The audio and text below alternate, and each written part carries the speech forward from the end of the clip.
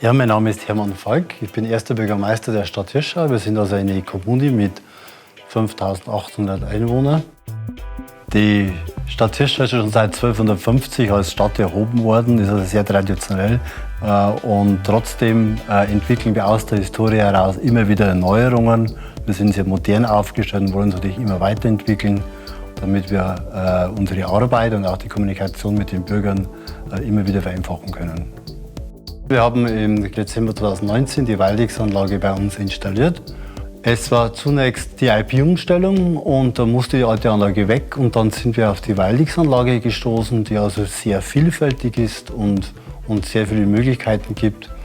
Es ging darum, dass wir eine gute Visualisierung haben, dass es auch über den PC läuft, dass man über Outlook diese Integration hat, dass man über das Handy mit dieser Anlage arbeiten kann und somit auch draußen mit der Büronummer telefonieren kann, dass wir die Videochats machen können und dass wir auch intern damit chatten können und natürlich auch noch, weil manche Behörden brauchen noch Faxe, dass wir eine integrierte Faxfunktion haben, die natürlich dann auch genutzt wird.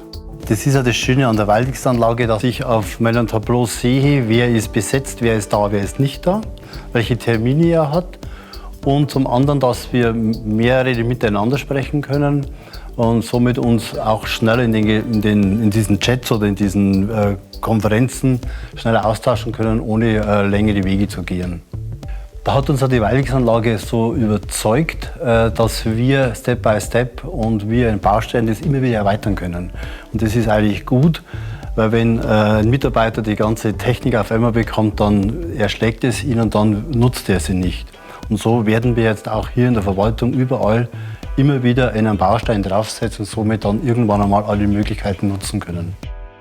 Comchat ist unser Partner, weil wir von seiner Kompetenz überzeugt waren. Es gibt sofort Lösungen, wenn wir eine Frage stellen, wenn wir eine E-Mail schreiben, bekommen wir sofort eine Antwort. Es sind sehr kurze Wege, auch die Techniker sind sehr schnell da, wenn was ist. Innerhalb 2 Stunden ist alles gelöst und wir können dann ganz schnell diese Probleme lösen und auch die Anlage wieder voll nutzen.